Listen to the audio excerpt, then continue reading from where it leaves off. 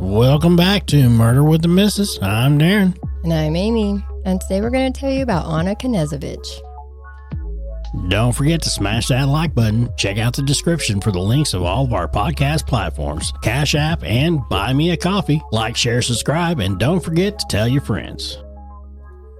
Welcome back, everybody, to this episode of Uncut, Unedited. We do not edit. We don't edit.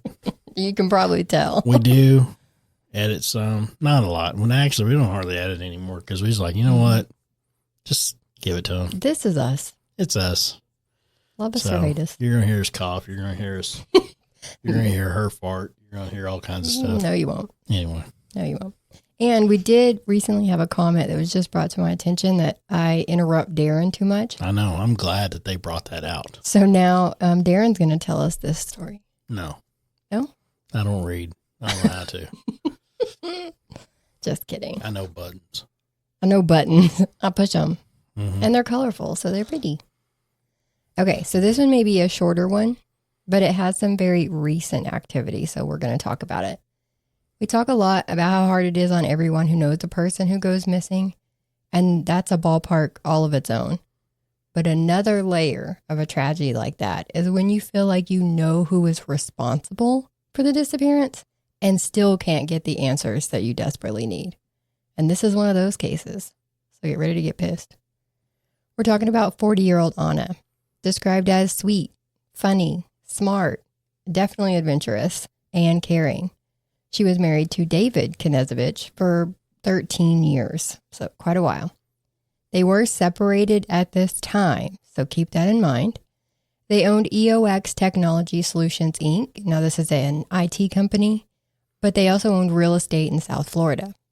Now, as far as I know, they lived in Florida for the most part. And I say it like that because there's a lot of travel in the story.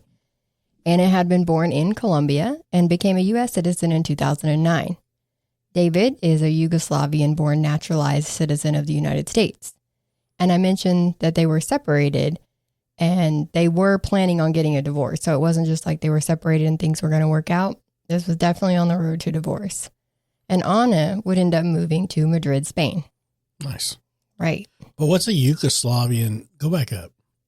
Yugoslavian-born naturalized citizen of the United States. So he's a United States citizen, but he was born in Yugoslavia. Okay. Yeah. Man, that just confused me. For some reason, I was like, eh?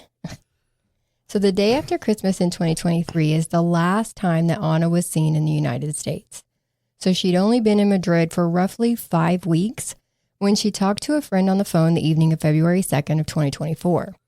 The next day, on Saturday the 3rd, that friend and another friend of Ana's got a couple of texts from her that didn't really make sense to them.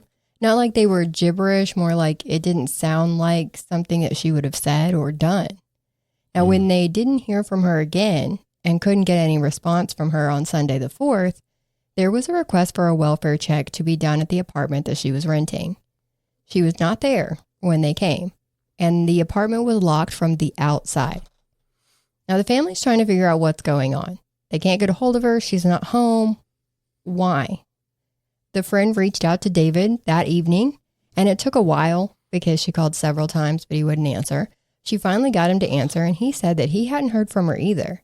He was in Fort Lauderdale here in the States.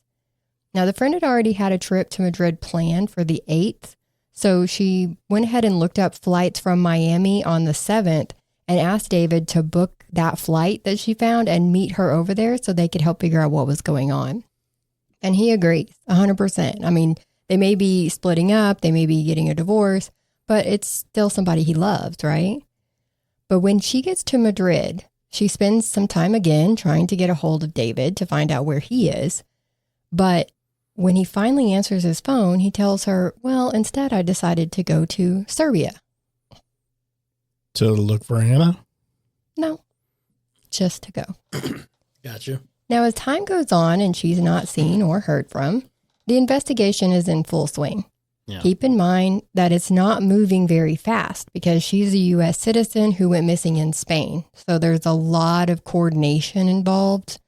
Plus, she traveled a lot. So without a body or a crime scene, they can't jump to foul play right out of the gate. Foul play. Foul play.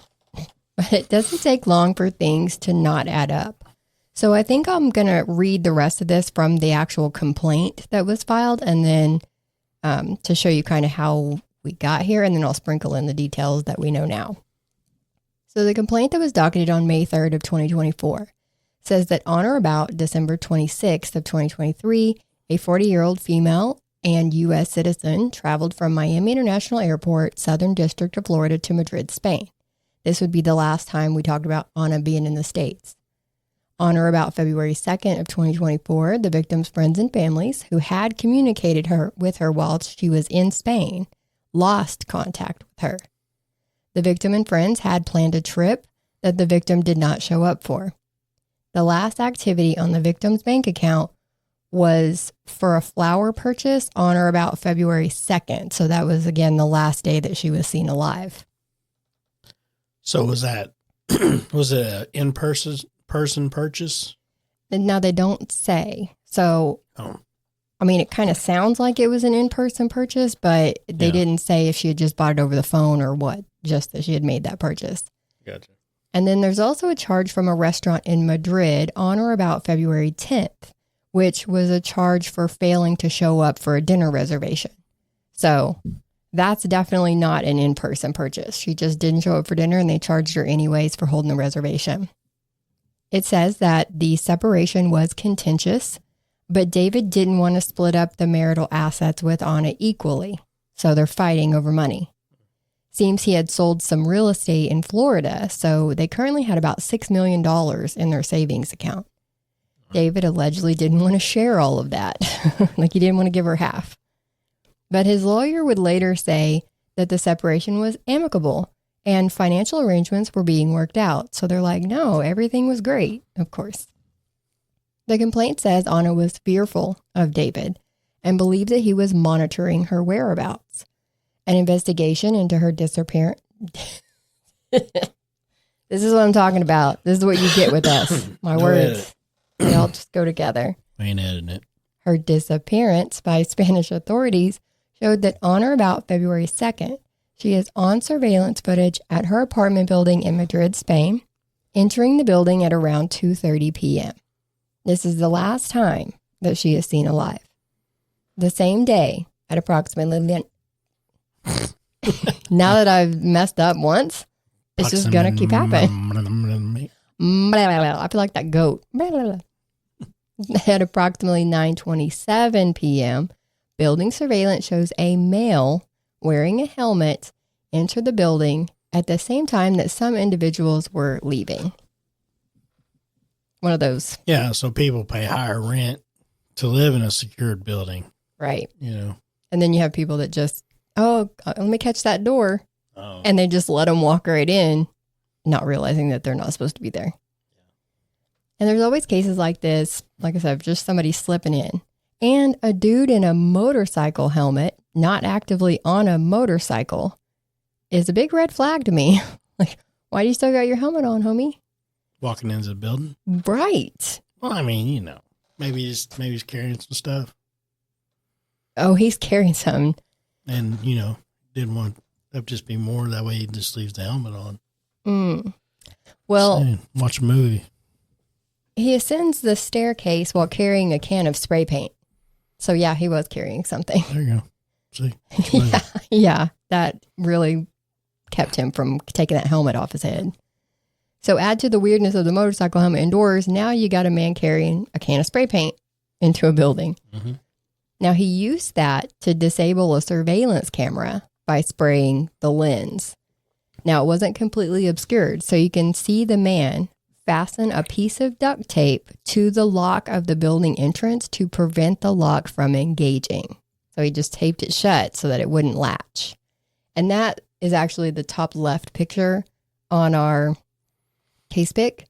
You can see him. That's from the surveillance camera. That's him in his helmet. Mm-hmm. The male, who looks directly into the camera, has physical characteristics that resemble those of David. At approximately 10:30 p.m., the male is captured leaving the elevator with what appears to be a suitcase. So he's in the building for roughly an hour. On or about February 4th of 2024, Spanish firefighters enter the victim's apartment for a welfare check and discover that she was not in her apartment. Pursuant to a judge's order, police subsequently search the apartment and discover her cell phone, laptop, and their chargers are missing. From surveillance footage, Spanish law enforcement was able to identify that brand of spray paint that was used to spray the camera. And they determined that a retailer, which was a local hardware store as it was later reported in Madrid, had a recorded sale of that particular brand of spray paint on or about February 2nd. Surveillance footage from that retailer shows an individual who looks like David purchasing the spray paint along with 2 rolls of duct tape around noon on February 2nd. So that had been the middle picture. That's the middle picture. Okay. Yeah. So it was the same day he used them. He bought them and used them immediately. Okay. Not immediately, about 9.5 or 10 hours later, he used them. Next in the complaint, they show a text string. A Colombian woman who had met David on a dating app in October of 2023 told law enforcement that on February 3rd, David contacted her on WhatsApp and asked her to translate a message into, quote, perfect Colombian, end quote, for a friend in Serbia who was writing a script about a Colombian character, saying that he wanted it to sound authentic. They go back and forth about making it come across right, as something that a Rolla would say. And I'll spare you the back and forth, but the translation was, quote, I met someone wonderful. He has a summer house about 2 hours from Madrid. We are going there now, and I will spend a few days there. There is barely any signal, though. I'll call you when I come back. Kisses, end quote. And then he had her do one more. Quote, yesterday, I went for a walk after leaving therapy, and a man approached me to flirt, and we had an incredible connection. End quote. Those are the weird texts her friends got, right? Those are the weird texts her friends got. Okay. Yep. Yeah. He did do things like he changed little things. Like instead of saying there was barely a signal, he says the signal is spotty. So he just changed up little things like that.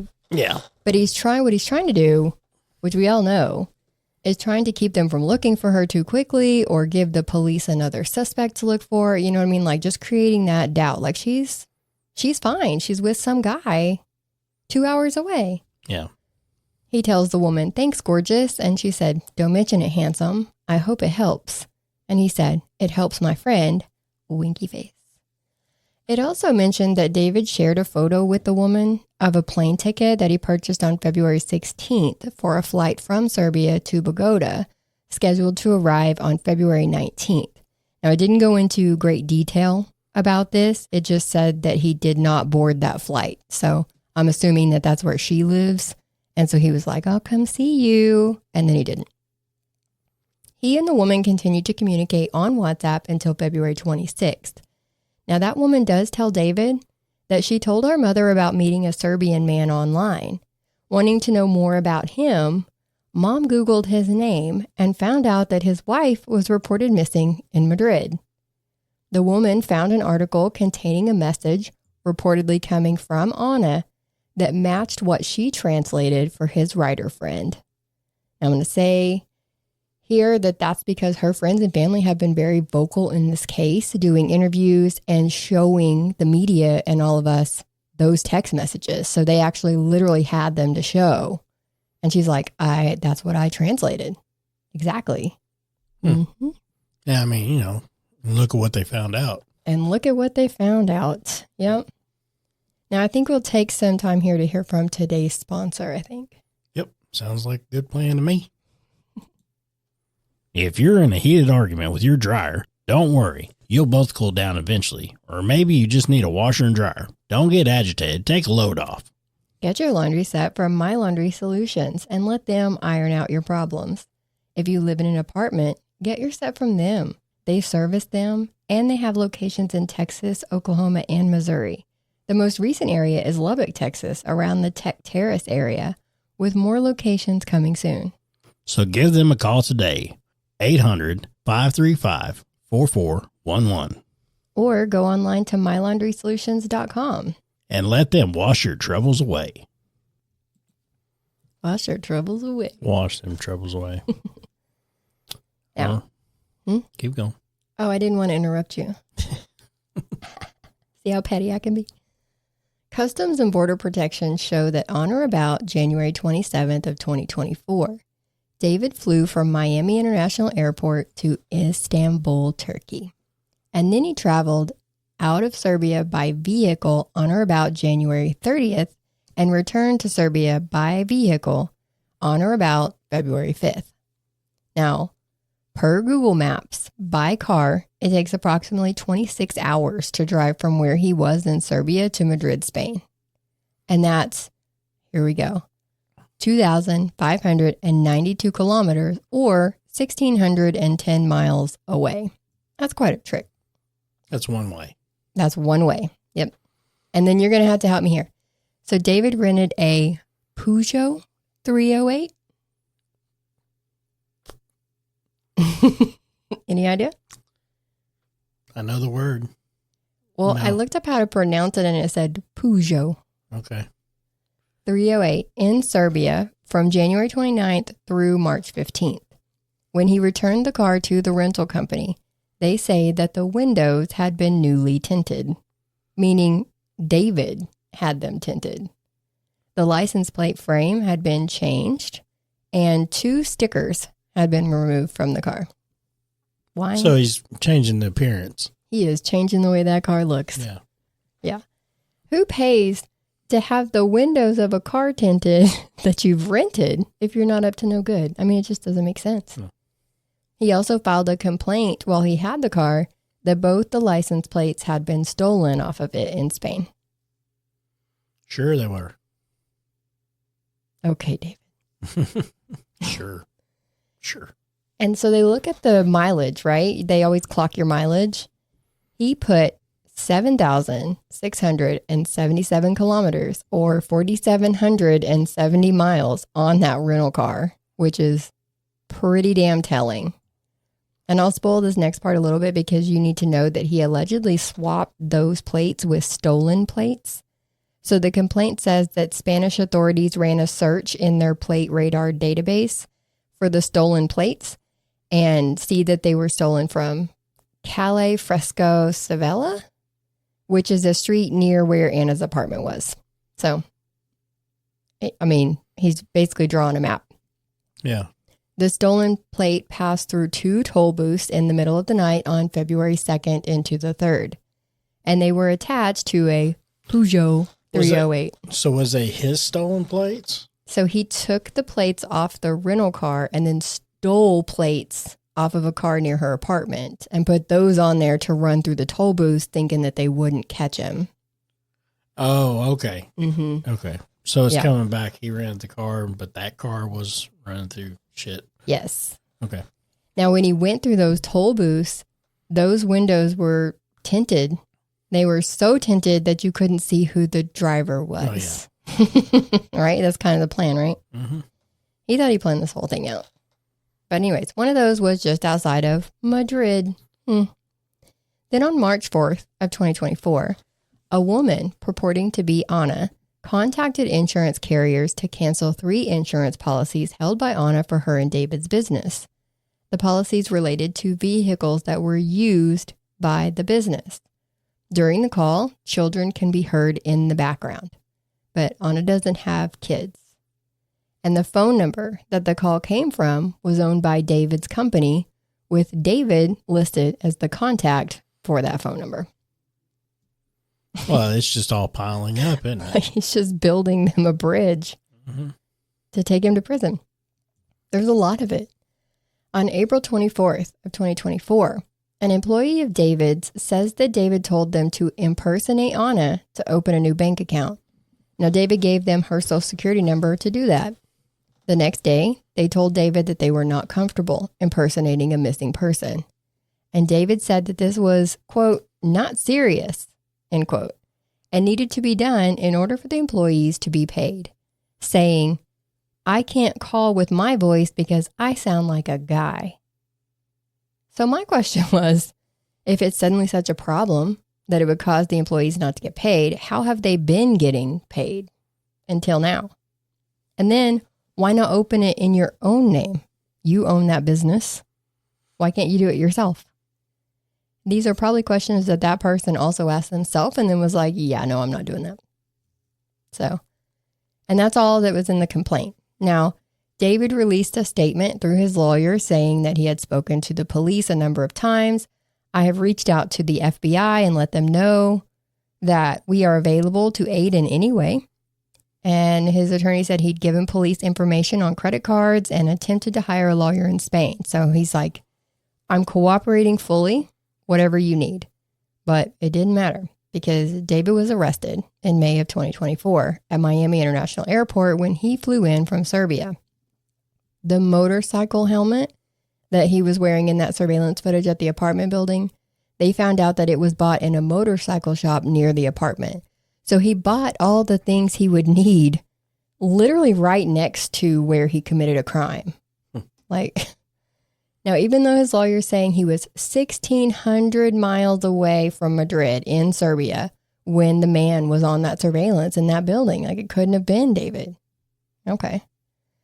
The police believe that he actually killed her in that apartment and then carried her out in the suitcase and then drove to North Italy where he disposed of her body in the woods because GPS data from the rental car shows that that's where he went when he left Madrid. They did try to search in the area, but to this day, they have not found her remains. Yeah, that's just horrible. Yeah. And normally this would be the part of the episode where I talk about what happened in court, but not for this case. Because just recently, on Monday, April 28th of this year, 2025, David, who was in federal custody, was found sometime around 8 a.m. in his cell. And they reported that he unalived himself. There were no details provided by the time we're recording this. He didn't want to go to prison. And he would have, too. They had a lot. A jury would have probably found him guilty even though he protested his innocence the whole time. It doesn't matter. The evidence adds up. Yeah.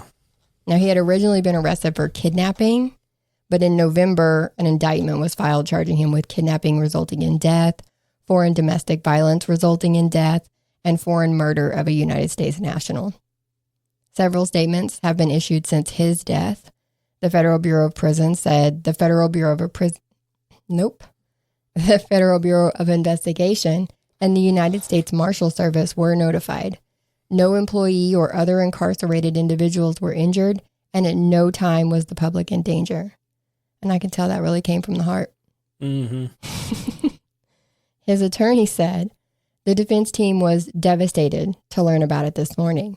We trust that an appropriate investigation will be conducted. Man, they're really tugging at the heartstrings. It was Anna's family, that released the saddest statement, of course, saying, quote, the suicide of Anna's murderer closes a painful chapter in our lives, previously filled with dread that he might not face justice. Now, we may never know where he put Anna's body. It is a cruel final insult that we may never recover. Anna's remains or know the full extent of the betrayal she suffered. Still, we remain committed to seeking the truth and justice for Anna through our attorney, Mr. Ingber, and to preserving Anna's memory while honoring her life with dignity, strength, and love. We are thankful to the authorities that they continue to investigate and to search for Anna's body. So he didn't leave a note or anything? He didn't leave anything. Not that we know of. Yeah. They didn't say if there was anything found. I imagine that would have been high news if he had have. I'm sorry, I've been talking a lot. You want to talk? Nope. Earlier this year, Anna's family did file a wrongful death suit against David. Now, this doesn't mean that they are now out of options on that part. They would just probably have to include his estate in it. Yeah. She has not been declared deceased at this time because they haven't found anything to show she's deceased. So I wanted to mention that. So her family will be searching for her until they find her. And that's sad. Yeah. But that's it for this one so far. Any final thoughts from you? No, it kind of sucks they didn't at least mention. Mm-hmm. You know, like we're at in Italy. Right. They didn't see it on like the GPS, like where the car stopped for like a long period of time or anything. Well, that's what gave them the information about going and looking in certain woods, because that's where the car went in North Italy. So they've looked, but so far they haven't found anything. Yeah. So I don't know about these woods. They didn't specify what woods. They just said North Italy. So they could be like really dense, and it could take a really long time to go find. You know what I mean? Yeah, I got you. It's so sad. Well, that's the end of this one. Yep. If you like our content, please be sure to like, share, and subscribe. Hit the notification bell so that you get notifications whenever a new episode drops or we go live. If you have any case suggestions, you can send them to dnda.truecrime@gmail.com. We'll read them. And as always, don't forget to tell your friends. So until next time, guys, tune in. I hope you enjoy it. If you do, make sure you guys let all your friends know so that they can enjoy it with you. That's right. So, till next time, guys, we'll see you. Bye.